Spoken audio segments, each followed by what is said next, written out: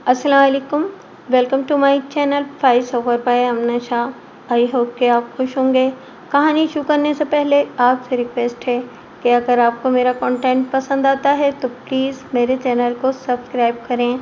आइए इंस्पेक्टर तबीर हसन रिजवी की एक और सनसनीखेज तफ्तीशी कहानी गुनाहों से तौबा के बाद सुनते हैं। एक पुरस्कार कत्ल की ये कहानी सुनाने से पहले मैं उस वक्त का माहौल और हालात बयान करना ज़रूरी समझता हूँ जब ये वारदात हुई थी। 1941 में जापान भी जंग में शरीक हो गया और देखते ही देखते आज के इंडोनेशिया और मलेशिया को रौंद कर बर्मा तक पहुँच गया। इस वक्त बर्मा पर अंग्रेज़ों की हुक्मरानी थी। जापानियों की यलगार इतनी तेज़ और सख्त थी कि अंग्रेज़ों की फ़ौज, जिसमें इनकी इंडियन आर्मी ख़ास तौर पर शामिल थी, बुरी तरह पसपा हुई। बर्मा पर जापानियों का कब्जा हो गया और उसके बमबार तैयारे कलकत्ता बंदरगाह पर बमबारी कर गए। यूं जापान हिंदुस्तान के दरवाजे पर पहुंच गया। नज़र आ रहा था कि जापान हिंदुस्तान पर भी हाथ साफ कर जाएगा।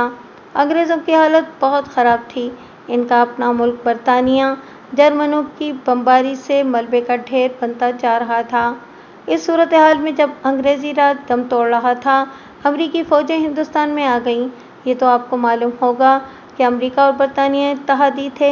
अमरीकियों ने नई दिल्ली में अपना फ़ौजी हेडक्वार्टर बना लिया और उन्होंने अपनी अफ़वाज को साहिली शहरों मसलन कलकत्ता, मद्रास और बम्बई में रखा।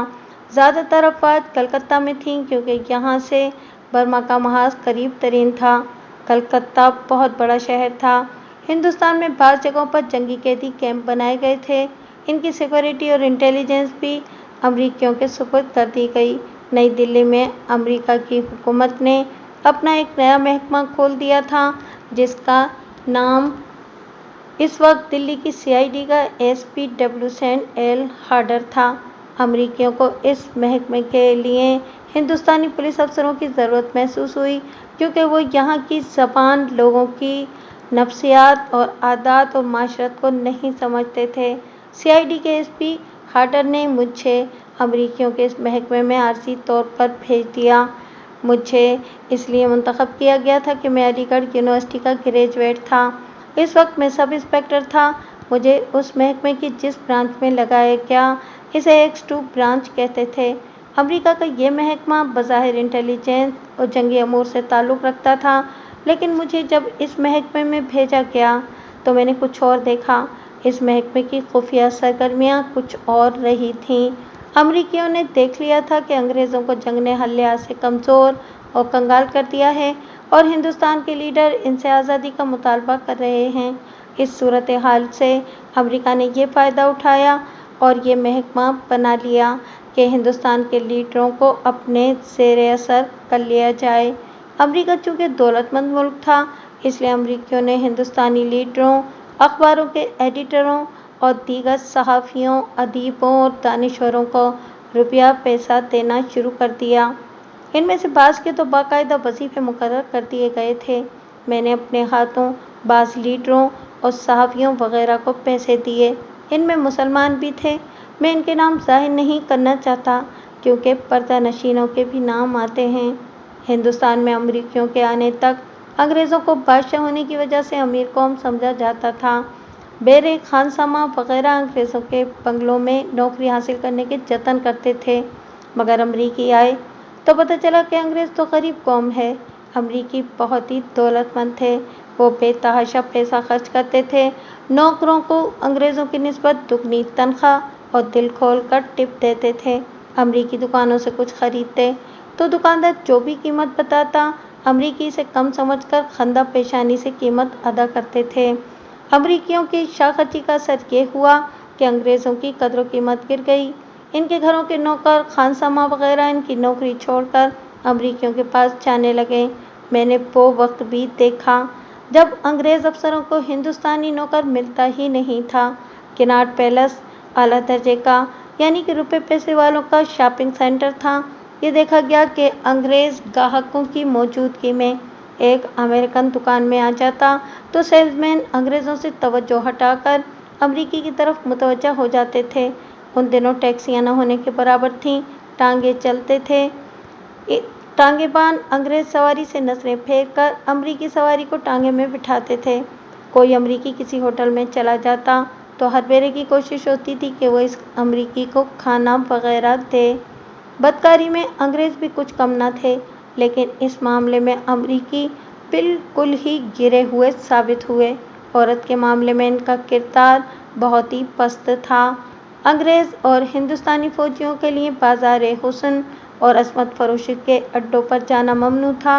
इन बदनाम इलाकों में मिलिट्री पुलिस घूमती फिरती रहती थी, लेकिन अमरीकी फौजियों को खुली छुट्टी थी। तवाइफों के यहाँ अमरीकियों की भीड़ लगी रहती थी। अमरीकी फौजी शराब की बोतलें बगल में दबाए बदकारी के अड्डों पर जाते और वहाँ दौलत लुटाते थे। गैर कानूनी तौर पर अस्मत फरोश औरतें जो ये गलीज कारोबार करती थीं, वो अंग्रेज ग्राहकों को अपने साथ ले जाती थीं। कुछ अरसे बाद अमरीकियों पर भी वही पाबंदियां आयद हो गईं जो अंग्रेज और हिंदुस्तानी फौजियों पर आयद थीं। औरत के मामले में अमरीकी इतने मशहूर हो गए कि एडवांस खानदानों की लड़कियां अमरीकियों से दोस्तियां लगाने लगीं। इस तरह अमरीकी कोठेवालियों के दोस्त और मेहमान बनने लगे। बेहयाई और फाहिशापन फैशन की सूरत इख्तियार कर गया। ऊंचे दर्जे की सोसाइटी में, जिसमें हिंदू, सिख, ईसाई और मुसलमान भी शामिल थे, अमरीकी की दोस्ती पर फख्र करते थे। महज़िब घरानों की ख़वातीन अमरीकियों के साथ घूमना फिरना मायूब नहीं समझती थीं। नई दिल्ली का इंडिया गेट बड़े खूबसूरत इलाके में है। इसके इर्द गिर्द सब्ज़ाज़ार है, घास के लॉन हैं और ये नहायत साफ़ सुथरा इलाका है। शाम बल्कि रात की सैर के लिए ये इलाका बहुत ही अच्छा है। मैं जिस वक्त की बात कर रहा हूँ, उस वक्त अंग्रेज़ इस इलाके को ख़ास तौर पर सरसब्ज़ और साफ़ सुथरा रखते थे। वहाँ कोई आबादी नहीं थी। अमरीकियों ने इस इलाके को खुला कहवा खाना बना दिया। शाम के बाद अमरीकी हिंदुस्तानी औरतों के साथ नज़र आते थे और मुकम्मल बेहयाई की फ़ज़ा वहाँ होती थी। इस पर अखबारात में एडिटोरियल और एहतजाजी मुरासले लिखे गए। शहरियों ने उधर जाना छोड़ दिया। लोगों ने आला हुक्काम के पास वफ़द भेजे, लेकिन अमरीकियों पर कुछ असर न हुआ। अंग्रेज़ों की इंतज़ामिया बेबस हो गई। इसकी वजह यह थी कि अमरीकी अंग्रेज़ों को पसंद नहीं करते थे। अगर अमरीकी और बरतानिया इत्तेहादी थे तो वह हुकूमतों का मुआहदा था। जहाँ तक अमरीकी अफराद और फौजियों का ताल्लुक था, वो अंग्रेज़ों को पल्ले नहीं बांधते थे। हर सुबह इंडिया गेट के बाहर घास के प्लाटों से शराब की खाली बोतलें, सिगरेट के खाली पैकेट, जले हुए सिगरेट के खाली पैकेट, कूड़े कबाड़ के अंबार उठाए जाते थे। मुझे महीना और तारीख याद नहीं रही। 1942 के आखिर में या 1943 के अवाइल में एक सुबह अमरीकी महकमे की X2 ब्रांच में, जिसमें मैं अमरीकियों के साथ काम करता था, इत्तला आई कि इंडिया गेट के करीब घास के एक लान में एक अमरीकी कर्नल की लाश पड़ी हुई है, जिसका पेट चाक किया हुआ है। मेरे महकमे के अमरीकी अफसर उठ के दौड़े। मेरा साथ जाना ज़रूरी था। मैं भी गया। हमारे पहुंचने से पहले मुतालिका थाने में रिपोर्ट हो चुकी थी। थाने का इंचार्ज इंस्पेक्टर बाबू राम अपने अमले के साथ हमसे पहले पहुंचा हुआ था। मकतूल चूँकि अमरीकी था, इसलिए पुलिस के आला हुक्काम भी आ गए, CIA के अफसर भी आ गए, अमरीकी इंटेलिजेंस के अफसर भी पहुंच गए। मकतूल वर्दी में था। उसका रिवॉल्वर उसकी बेल्ट में था। उसका पेट तेज धार आले से चाक किया गया था। जख्म लंबा था जो बाएं से दाएं को गया था। अतरियाँ वगैरह बाहर आ गई थीं। लाश की जामा तलाशी ली तो जेब से पर्स बरामद हुआ, जिसमें खासी रकम थी। मकतूल की कलाई पर घड़ी बंधी थी, उंगली में अंगूठी थी। इस रकम और कीमती अशिया से और रिवॉल्वर से ये सबूत मिलता था कि ये रहज़नी की वारदात नहीं, कत्ल का बाइस कुछ और है। जाए वारदात के इर्द गिर्द दूर दूर तक पुलिस ने घेरा डाल लिया था। वहाँ खुरा मिलना मुमकिन नहीं था, क्योंकि घास थी। खून पड़ा नजर आता था। जहाँ घास के लान ख़त्म होते थे, वहाँ से पक्की फुटपाथ और सड़क शुरू हो जाती थी। लाश के करीब जो अशिया पड़ी मिली, इनमें ज़नाना जूती का एक पाँव था, चॉकलेट का बड़ा डब्बा था, एक रेशमी रुमाल था जो खुशबू में बसा हुआ था। रुमाल पर इंतहाई फहश तस्वीरें छपी हुई थीं। ताश के पत्ते बिखरे हुए थे। पत्तों के उल्टी तरफ बेहुदा औरत की तस्वीर थी। पत्ते पूरे नहीं थे। शराब की बोतल पड़ी थी और सिगरेटों के जले हुए टुकड़े बिखरे हुए थे। इससे ये जाहिर हुआ कि मकतूल के साथ एक औरत थी और वो दोनों बहुत देर तक वहाँ बैठे रहे थे। इससे ये समझना कुदरती था कि कत्ल का बाइस रकाबत है। मैंने आपको बता दिया है कि इस इलाके को शाम के बाद अमरीकी पिकनिक स्पॉट बना लेते थे, या इसे बदकारी का खुला अड्डा कह लें। तमाम अमरीकी शराब में बदमस्त होते थे, इसलिए ये शक पैदा हुआ कि मकतूल के साथ जो औरत थी ये किसी और शख्स की दोस्त होगी और उसे मकतूल बरकरार लाया होगा। लाश को पोस्टमार्टम के लिए भिजवा दिया गया। जनाना जूती और दीगर अशिया को कब्जे में ले लिया गया। मैं इतना जान गया कि ये वारदात मामूली नौयत की नहीं। जनाना जूती उस दौर की एक ख़ास किस्म की जूती थी जो अमीर कबीर घरों की औरतें पहनती थीं। बहुत कीमती जूती थी। इससे जाहिर होता था कि मकतूल के साथ कोई आम सी या मामूली सी औरत नहीं थी और वो तवाइफ भी नहीं थी। मकतूल के मुतालिक जब एक नया इंकशाफ हुआ तो मेरा ये शक ठीक निकला कि ये वारदात मामूली नौयत की नहीं। इंकशाफ ये हुआ कि मकतूल अमरीकी इंटेलिजेंस का कर्नल था और थोड़ा ही अरसा पहले उसने आगरा से एक जापानी जासूस को पकड़ा था। इसकी तफसीलात आगे चलकर सुनाऊंगा। यहाँ ये बताना ज़रूरी समझता हूँ कि जंग पूरे जोरों पर थी और हिंदुस्तान में जर्मनी और जापान के जासूस मौजूद और सरगर्म थे। इनमें ज़्यादातर हिंदुस्तानी थे। जापान के जासूस ज़्यादा थे। एक हिंदू कांग्रेसी लीडर सुभाष चंद्र बोस जापान से जा मिला था। जापान ने इंडियन आर्मी की पूरी यूनिटें कैद कर रखी थीं। इक्के दुक्के हिंदुस्तानी फौजी भी कैद होते रहते थे। सुभाष चंद्र बोस ने जापान के साथ मिलकर एक फौज बना ली थी जिसे इंडियन नेशनल आर्मी का नाम दिया गया था। ये फौज अंग्रेज़ों के खिलाफ लड़ाई जारी रखे हुए थी। चूँकि ये फौज कांग्रेस की स्कीम के तहत बनी थी और इसे जापान तैयार कर रहा था, इसलिए हिंदुस्तान में जापान के जासूसों और फिफ्थ कॉलम की तादाद कुछ कम नहीं थी और इन्हें हिंदुओं का तहफ़्फ़ुज़ हासिल था। इनके लिए एक अमरीकी कर्नल का कत्ल मुश्किल नहीं था। मकतूल कर्नल के मुतालिक उसके महकमे से और उसके दोस्तों से जो मालूमात मिली वो ये थी कि वो अपनी ड्यूटी का बड़ा ही सख्त था। दिन रात काम करता था, न खुद कोताही का मुर्तकिब होता, न किसी की कोताही बर्दाश्त करता था। इंटेलिजेंस का जाल दूर दूर तक फैलाने के लिए उसने हिंदुस्तानी लीडरों, सहाफ़ियों और कई शहरियों से दोस्ताना ताल्लुकात पैदा कर रखे थे। अमरीकी अफसर हिंदुस्तानी अफसरों के बगैर काम नहीं कर सकते थे, लेकिन मकतूल कर्नल ने यहाँ आकर उर्दू बोलनी सीख ली थी। इस तरह उसने इंटेलिजेंस के कामों को सहल बना लिया था। उर्दू सीख लेना उसकी काबिलियत का सबूत था, लेकिन फरागत के औकात में वो अंदर बाहर से अमरीकी था, जो कि औरतों के बहुत ही रसिया होते हैं। उसका किरदार हर अमरीकी की तरह घटिया था। इससे मुझे शक हुआ कि उसे जापान के जासूसों ने एक औरत के ज़रिए फांस कर कत्ल किया है। अगर आप पाकिस्तान में पोस्टमार्टम का सिलसिला देखें तो आप हैरान रह जाएंगे कि आम किस्म के पोस्टमार्टम की रिपोर्ट आते 2-2 दिन लग जाते हैं। अगर केमिकल एग्जामिनर से कोई रिपोर्ट लेनी हो तो कई दिन रिपोर्ट नहीं मिलती। इस बिला जवाज़ ताख़ीर का तफ्तीश पर बहुत बुरा असर पड़ता है। अंग्रेज़ों के दौर में ऐसा नहीं होता था। रिपोर्टें इंतहाई जल्दी पुलिस को मुहैया की जाती थीं। इस अमरीकी कर्नल की रिपोर्ट तकरीबन 4 घंटों में आ गई। रिपोर्ट में मौत का बाइस यही एक ज़ख्म लिखा गया। इसके बाकी जिस्म पर खराश तक न थी। मज़ाहमत का भी कोई निशान न था।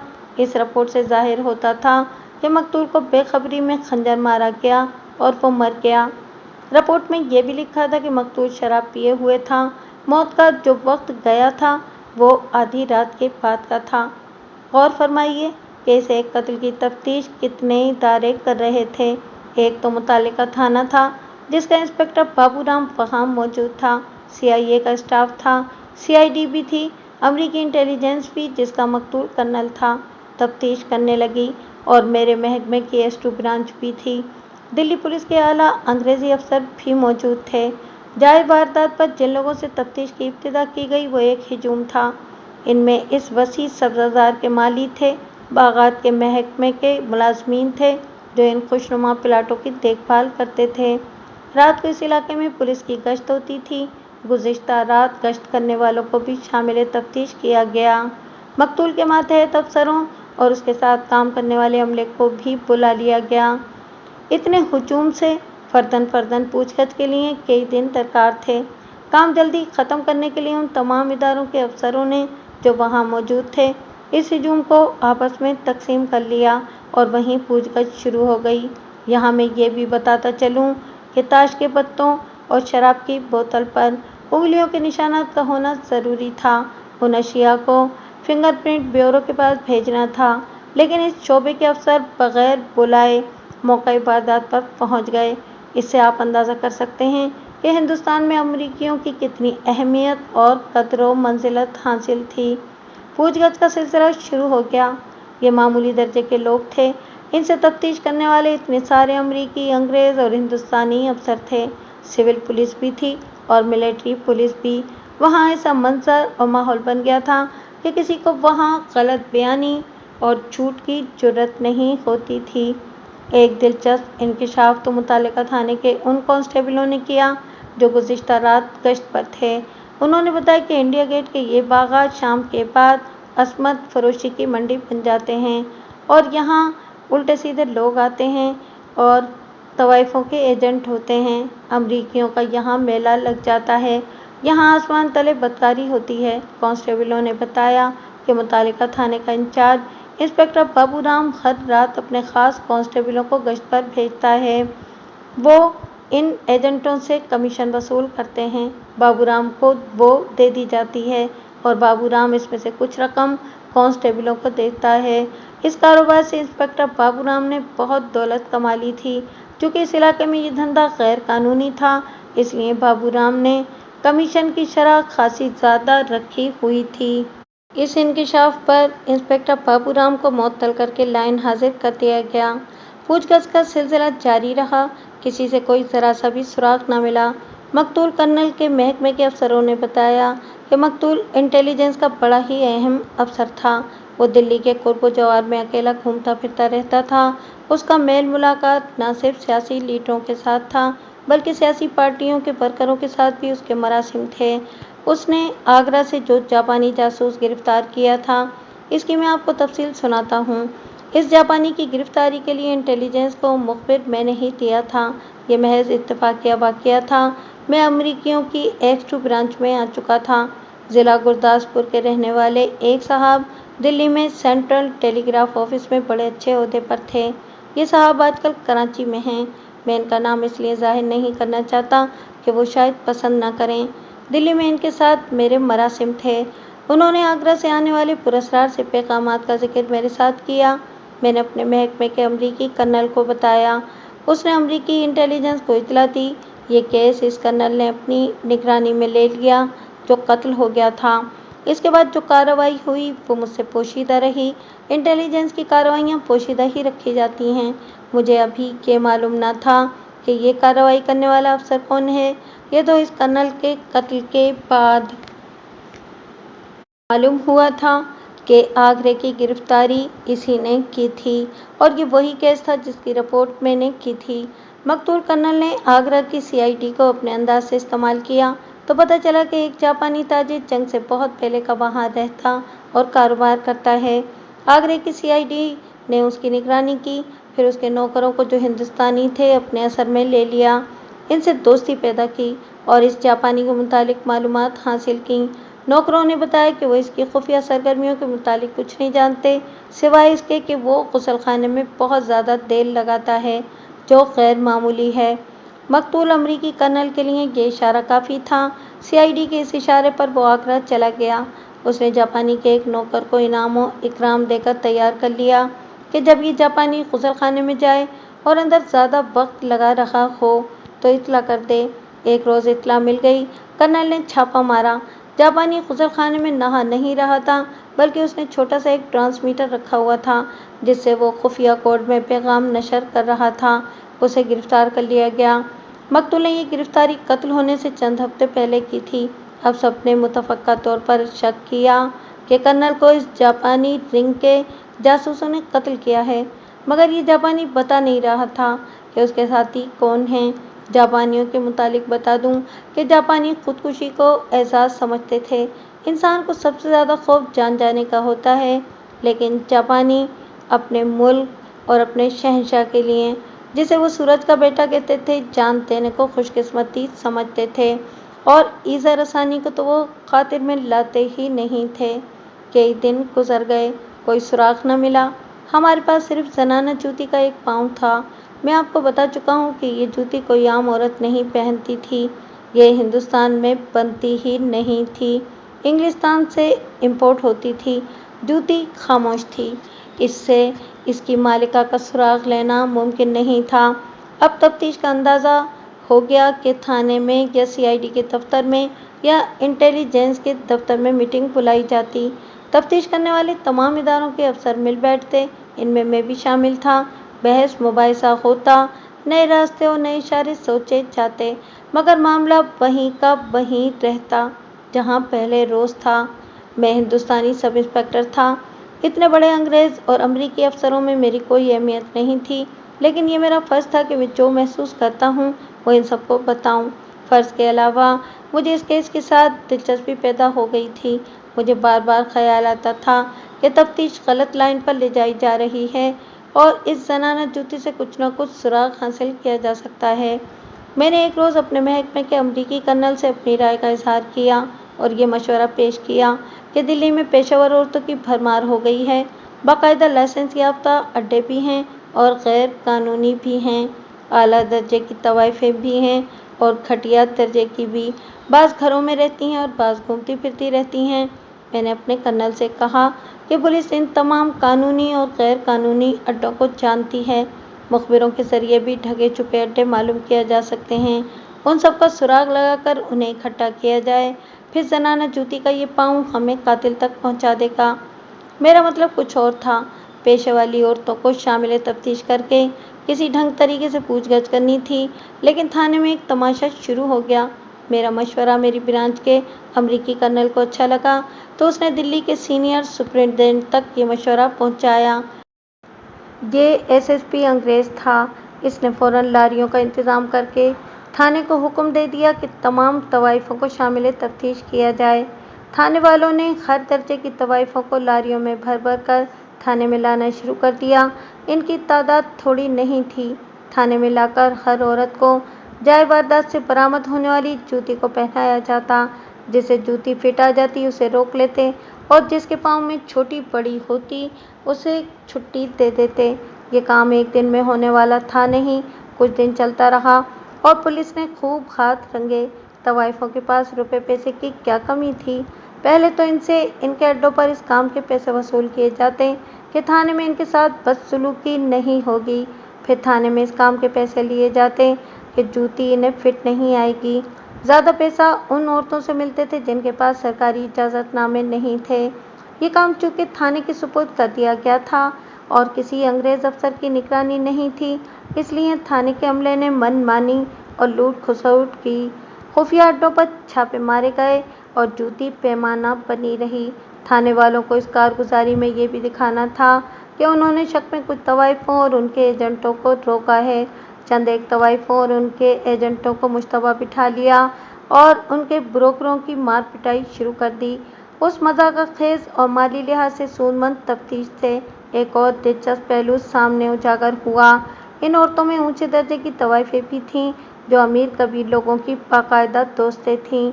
ये ख़ास तौर पर खूबसूरत थीं और इनका रहन सहन शाहाना था। आम आदमी के साथ तो बात भी नहीं करती थीं। इन पर भी पुलिस ने झपट्टा मारा और इन्हें थाने ले आए। चूँकि ये सोने के अंडा देने वाली मुर्गियाँ थीं, इसलिए पुलिस ने इन्हें ज़्यादा परेशान किया ताकि ज़्यादा अंडे निकलवाए जा सकें। इन औरतों से पूछगछ शुरू हुई तो कई पर्दा नशीनों के पर्दे चाक हो गए। इनमें बाज़ औरतें central legislative assembly council of state के बाज़ मेंबरों की दोस्तें थीं या वो इनके मुस्तकिल कस्टमर थे। इनके अलावा नवाब और महाराजा थे जो इन औरतों के चाहने वालों में से थे। ये हिजूम आशिक़ां बरशाख़े आहू वाला मामला था। इन मेंबरों, नवाबों और महाराजों ने अपनी अपनी दोस्तों को बचाने के लिए भागदौड़ शुरू कर दी। अपना असर व रसूख इस्तेमाल करने के अलावा मुतालिका पुलिस अफसरों को झोलियाँ भर भर कर रिश्वत दी। इस केस के साथ मेरा ताल्लुक ऐसा नहीं था कि कोई अहम जिम्मेदारी मुझ पर आयद होती। मैं तफ्तीशी टीम का एक अदना मेंबर था। कोई मशवरा जहन में आता तो वो पेश कर देता, वरना मैं खामोश तमाशाई बना रहता। दिन गुजरते जा रहे थे। 5-6 महीने गुजर गए। कोई सुराग न मिला। तफ्तीश जारी रही। तवाइफों पर पुलिस के हाथों जो बीती थी इससे वो खौफजदा हो गई थीं। वो पुरानी दिल्ली में दुबक गईं। नई दिल्ली में उन्होंने आना ही छोड़ दिया। जंग के दौरान अंग्रेज़ों ने फौज में औरतें भर्ती की थीं जो फौजी वर्दी पहनती थीं और वो फौजी दफ्तरों में काम करती थीं। इन्हें विकाई कहा जाता था। ये औरतों में इंडियन औरतें भी शामिल थीं। इन्हें भी भर्ती किया जाता था।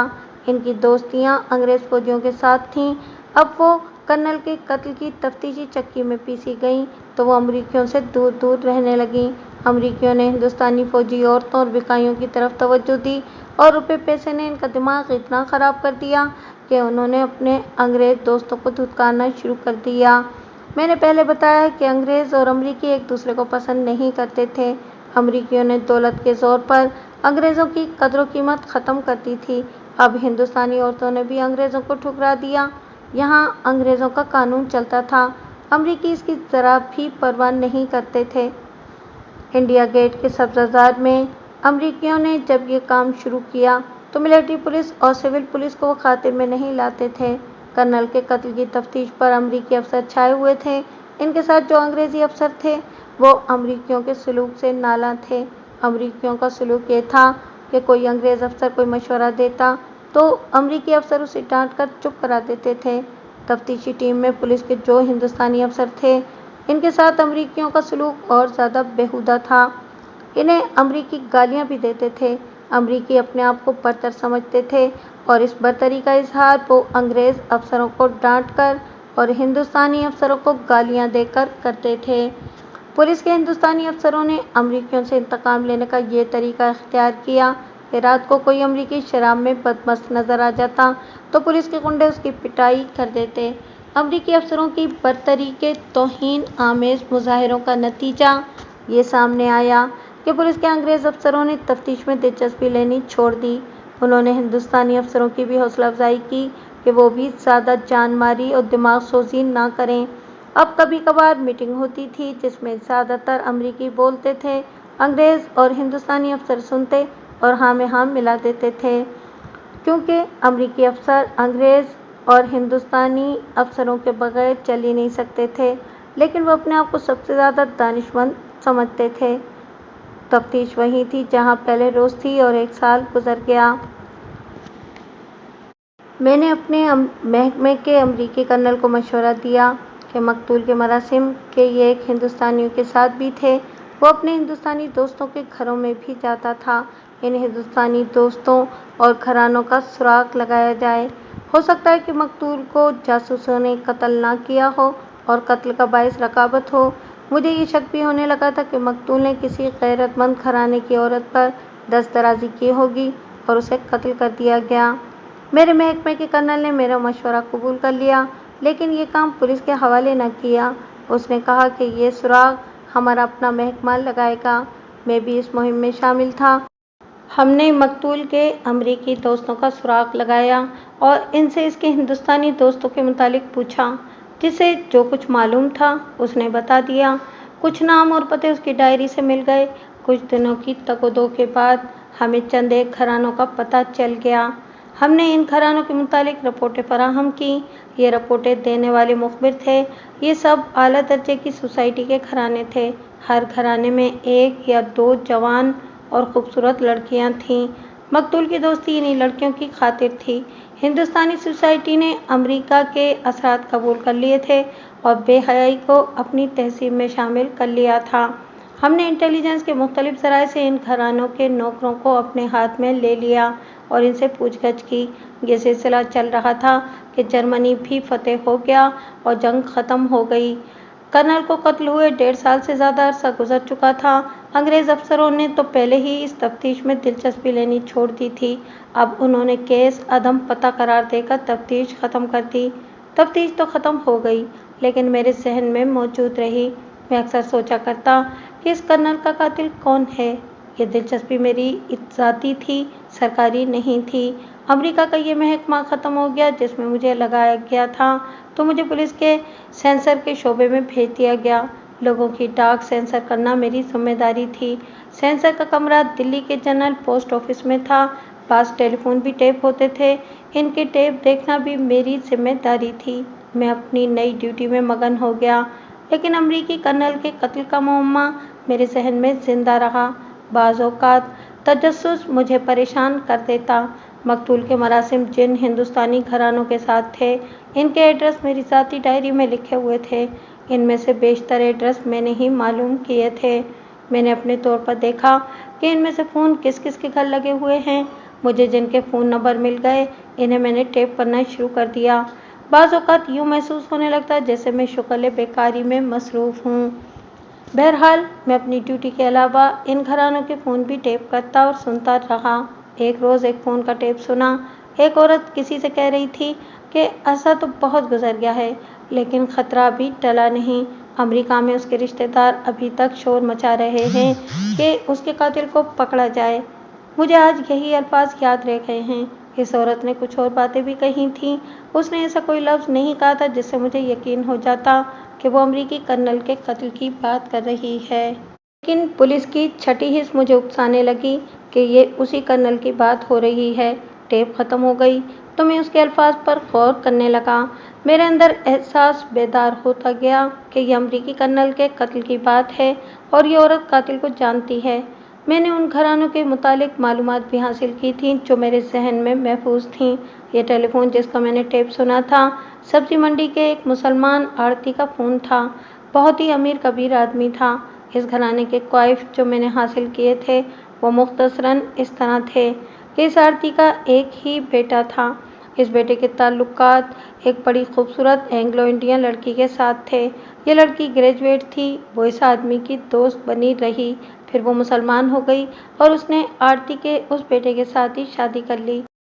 इससे मुझे शक हुआ कि मकतूल कर्नल ने उसी लड़की की खातिर आड़ती के बेटे के साथ दोस्ताना गांठा होगा। सीआईडी के ज़राए ऐसे होते हैं कि ज़मीन की तहों की खबर हासिल कर ली जाती है। सीआईडी के मुखबिरों में जहां बड़े छोटे छोटे लोग होते हैं, वहां ऊंचे दर्जे के और पाए के लोग भी मुखबिरी करते हैं। मैंने सीआईडी के मुखबिरों को इस्तेमाल किया। इनमें से एक ने आड़ती के घर के एक मुलाजिम के साथ दोस्ती पैदा कर ली। कुछ दिन लगाकर मुखबिर ने इस मुलाजिम से शाहाना घराने के अंदर के हालात मालूम कर लिए। मुझे बताया गया कि एंग्लो इंडियन लड़की जिसने मुसलमान होकर आड़ती के बेटे के साथ शादी की है, वो गुनाहों से तौबा करके नेक और पाकबाज औरत बन गई है। सौम सलात की पाबंदी करती है, लेकिन इसके खामिद ने अपने आप में ज़रा सी भी तब्दीली पैदा नहीं की, बल्कि पहले से भी ज़्यादा आवारा और अय्याश हो गया। मुझे ये भी बताया गया कि एक अमरीकी कर्नल इस घर में बहुत आता जाता था। इसकी दोस्ती आड़ती के बेटे के साथ थी। इस नौकर से मुझे ये भी पता चला कि इस लड़की का अपना ड्राइवर है और ये ड्राइवर भी नमाज रोज़े का पाबंद है और बड़ा ही पक्का मुसलमान है। ये भी बताया गया कि बेगम साहबा इस ड्राइवर को बहुत पसंद करती हैं। मैं आपको बड़ी मुख्तसर बात सुना रहा हूँ।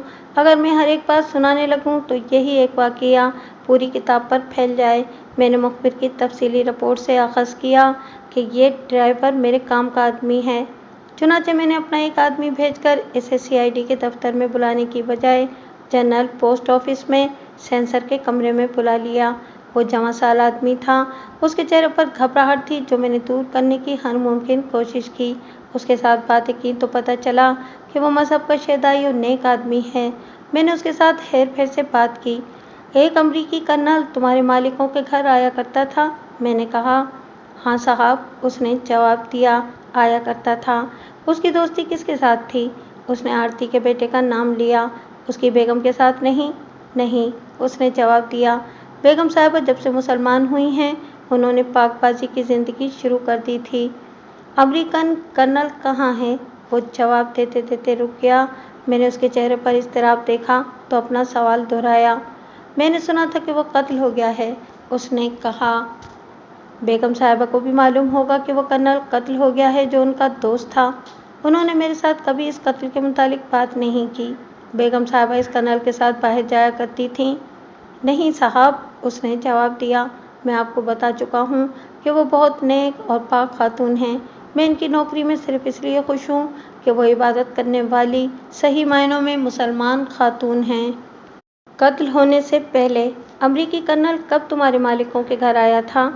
वो अगर जवाब सोच रहा होता या याद करने की कोशिश कर रहा होता कि मकतूल कब आया था तो उसके चेहरे का तासुर कुछ और होता, मगर मैंने उसकी आंखों में बेचैनी देखी और चेहरे पर घबराहट और इज़्तिराब का तासुर पहले से भी ज़्यादा गहरा हो गया। मुझे याद नहीं वो कब आया था, उसने कहा और ज़रा रुक रुक कर मुझसे पूछा, आप मुझसे ये बातें क्यों पूछ रहे हैं? इस कर्नल की और बेगम साहिबा के खामिद की दोस्ती के मुतालिक मैं तो कुछ भी नहीं बता सकता। मैंने उसके अंदाज और इज़्तिराब को देखते हुए झूठ बोला। तुम कत्ल की शाम बेगम को गाड़ी पर ले गए थे। कहाँ ले गए थे?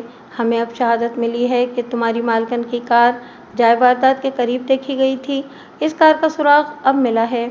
अब इसकी यह हालत हो गई कि काटो तो बदन में लहू नहीं, रंग फीका पड़ गया। मुझे इस जवान साल और शरीफ आदमी के खिलाफ कोई शक न था। मेरी नज़र में वो मुश्तबा नहीं था।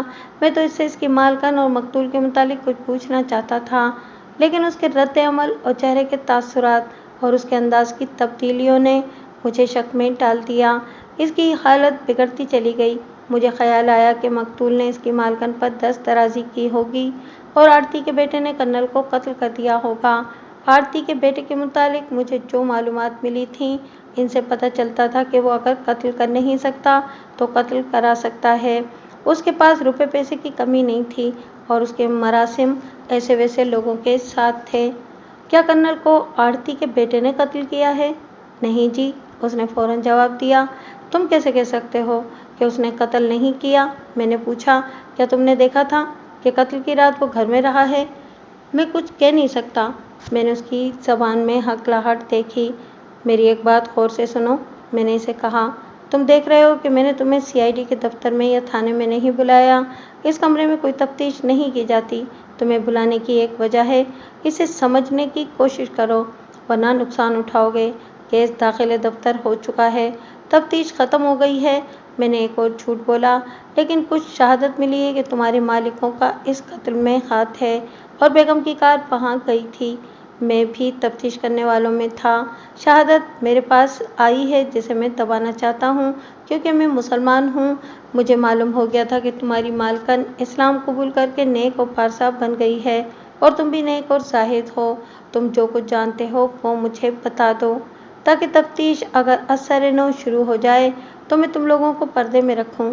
कहीं ऐसा ना हो कि ये मामला मेरे हाथ से निकल जाए। उसने मुझसे वादा लेने शुरू कर दिए। मैंने कस्में खाकर उसे यकीन दिलाने की कोशिश की कि मैं इसका बयान सुनकर उसे घर भेज दूंगा। इसके साथ ही मैंने इसे खौफ से निकलने ना दिया। अगर आप वाकई पक्के मुसलमान हैं और आप इस्लाम के नाम पर हमारे खिलाफ शहादत को दबाना चाहते हैं, तो मैं आपको बताता हूँ कि इस अमरीकी कर्नल को मैंने कत्ल किया था। उसने कहा। क्या अब भी आप अपनी कसम पर कायम रहेंगे? मैं कायम हूँ, मैंने कहा। मेरी कसम टूट नहीं सकती। ये तो आपको मालूम हो चुका है कि मेरी मालकन पहले क्या थी और अब क्या है, उसने कहा। इस तरह इस गुमराह औरत ने इस्लाम को सीने में डाला है। इससे मैं इसका मुरीद हो गया हूँ। मैं इस्लाम का शहदाई और अल्लाह की इबादत में दिन गुजारने वाला आदमी हूँ। आरती के बेटे ने इस औरत के साथ शादी कर ली, लेकिन इसने अपनी आदतें न बदलीं। इसका बाप शरीफ और बावकार इंसान है। अमरीकी कर्नल जो कत्ल हो गया है वो अय्याशी की खातिर आरती के बेटे का दोस्त बना हुआ था। मैंने कई बार महसूस किया कि वो मेरी मालकन के साथ बेतकल्लुफ़ होने की कोशिश करता है, लेकिन अब बेगम साहिबा किसी के जाल में आने वाली नहीं थी। आरती का बेटा रातों को भी गायब रहने लगा था। मकतूल की और उसकी दोस्ती पहले से ज़्यादा गहरी हो गई। एक रोज़ आरती का बेटा घर से निकला और 3 दिन और 3 रातें वापस न आया। बेगम साहिबा बहुत परेशान हुई। वो शायद उसके दोस्तों से टेलीफोन से पता करती रही होंगी। एक शाम बेगम साहिबा ने मुझे कहा कि गाड़ी निकालो। मैंने गाड़ी निकाली तो वो गाड़ी में बैठ गईं और मुझे मकतूल कर्नल के दफ्तर में ले गईं। रास्ते में उन्होंने मुझे कहा कि उसके खामिद को इस कर्नल ने कहीं भेजा होगा। कर्नल फौज के खुफिया महकमे में था। बेगम साहिबा बहुत देर कर्नल के दफ्तर में रहीं। बाहर आईं तो कर्नल उनके साथ था। दोनों गाड़ी में बैठे और एक होटल में चले गए। वहाँ से निकले तो मैंने कर्नल के हाथ में शराब की बोतल देखी। वो फिर गाड़ी में बैठे और मुझे इंडिया गेट चलने को कहा। मैं हैरान हो रहा था कि बेगम साहिबा फिर उसी रास्ते पर चली गई हैं। जिससे वो हटकर आई थीं, लेकिन मैं देख रहा था कि वो संजीदा थीं और कोई बात नहीं कर रही थीं। इंडिया गेट के इलाके में एक जगह कर्नल ने गाड़ी रुकवाई और उसने बेगम साहिबा को उतरने के लिए कहा। बेगम साहिबा नहीं उतरना चाहती थी। बाद में बेगम साहिबा ने मुझे बताया था कि अमरीकी कर्नल ने इन्हें कहा था कि इनका खामिन इंडिया गेट के बागात में मिलेगा, इसलिए वो इसके साथ वहाँ तक चली गई थीं। मगर ये कर्नल का धोखा था। वो दोनों घास और पौधों वाले प्लाट में चले गए और कुछ दूर जाकर बैठ गए।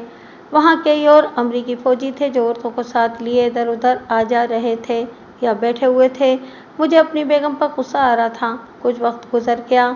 जिस जगह अमरीकी कर्नल और बेगम साहिबा बैठे थे वहाँ और कोई नहीं था। रात खासी गुजर गई थी। दूसरे लान भी अब खाली हो रहे थे। अचानक मुझे किसी औरत का शोर सुनाई दिया। मैंने उधर देखा जिधर वो दोनों बैठे हुए थे। मुझे वहाँ कुछ गड़बड़ का एहसास हुआ और कुछ गड़बड़ सुनाई भी दी। मैं एक लंबा कमानीदार चाकू अब हमेशा अपने पास रखता हूँ। मैंने उसे खोला और उधर को दौड़ पड़ा। कर्नल बेगम साहिबा को पकड़े हुए था और बेगम साहिबा मुझे मदद के लिए पुकार रही थीं। मैंने कर्नल को कत्ल करने का इरादा नहीं किया था। मैं तो बेगम साहिबा को उससे छुड़ाने गया था, मगर कर्नल ने मेरे पेट में ठुड्डा मारा और बेगम साहिबा को बालों से पकड़ लिया। बेगम साहिबा जवान हैं, उन्होंने अपने आप को छुड़ा लिया, लेकिन कर्नल शराब में धुत था। वो फिर बेगम साहिबा की तरफ लपका। मैंने बड़े जोर से चाकू कर्नल के पेट में बाईं तरफ मारा और दाएं तरफ को खींचा। चाकू पेट में उतर गया था और मुझे यकीन था कि उसका पेट चाक हो गया है। नशे में तो वो पहले ही था और खड़ा रहने के काबिल नहीं था। पेट चाक हुआ तो वो गिर पड़ा। मैंने बेगम साहब को साथ लिया। इधर उधर अगर कोई लोग थे तो भी किसी को पता न चला। मैंने बेगम साहिबा को गाड़ी में बिठाया और वहाँ से गाड़ी गायब कर दी। बेगम साहिबा हाँफ काँप रही थीं। उन्होंने मुझे बताया कि वो इस कर्नल के दफ्तर में अपने खामिद के मुतालिक पूछने गई थीं। कर्नल ने उन्हें कहा कि इंडिया गेट चलो, खामिद वहीं होगा। बेगम साहिबा इसके धोखे में आ गईं। यहाँ आकर कर्नल ने उन्हें बिठा लिया और कहने लगा कि इनका खामिद आने ही वाला है। कर्नल ने बोतल खोलकर बेगम साहिबा को शराब पेश की। उन्होंने इसे बताया कि वो तौबा कर चुकी है। फिर कर्नल ने बेगम साहिबा को चॉकलेट का डब्बा दिया। बेगम साहिबा अपने खामिद के इंतज़ार में बैठी रहीं और कर्नल शराब पीता रहा। बेगम साहिबा ने महसूस किया कि वो इस कर्नल के पास ज़्यादा देर बैठी रहीं तो ऐसा न हो कि इनकी तौबा और कसम टूट जाए। उन्होंने मुसलमान होने से पहले ही ऐसी ज़िंदगी गुजारी थी। इंसान कमज़ोर होता है, तौबा टूटते देर नहीं लगती। बेगम साहिबा को ये शक भी होने लगा कि कर्नल इन्हें धोखे में ले आया है। वो उठ खड़ी हुईं। कर्नल के इसरार पर भी ना बैठीं तो कर्नल ने उन पर दस्तराजी शुरू कर दी। बेगम साहिबा ने शोर मचाया और मैं पहुंच गया। बेगम साहिबा ने वापस आते हुए मुझे कहा कि कर्नल अगर मर गया तो फिक्र न करना, अगर मैं पकड़ा गया तो वो मुझे बचाने के लिए दौलत लुटा देंगी। उन्होंने मुझे कहा कि मैं इनके खामिद को पता न चलने दूं कि हम इधर आए थे। अब आपकी मर्ज़ी है कि मुझे गिरफ्तार कर लें या अपना वादा निभाएं। मैंने एक पाकबाज मुसलमान औरत को एक काफिर से बचाया है। मैं बेगम साहिबा पर साबित करना चाहता था कि उन्होंने इस्लाम कबूल करके गलती नहीं की और ये कि मुसलमान अपनी औरतों की आबरू पर कत्ल तक कर दिया करते हैं और फांसी की परवाह नहीं करते। मैं इस ड्राइवर को गिरफ्तार करके अंग्रेज़ अफसरों की खुशनुदी और इनाम हासिल कर सकता था। ये मामूली कारनामा नहीं था कि मैंने एक मरे हुए केस का मुजरिम पकड़ लिया था, लेकिन एक ड्राइवर इस्लाम के नाम पर अपने आप को फांसी के तख्ते पर खड़ा कर सकता था, तो मुसलमान की हैसियत से मेरा भी कुछ फ़र्ज़ था। मैंने उसके जज्बे की तारीफ़ की। जाओ, चले जाओ, मैंने उसे कहा। किसी के साथ ज़िक्र न करना कि मैंने तुम्हें बुलाया था। तुम्हें कोई नहीं पकड़ेगा।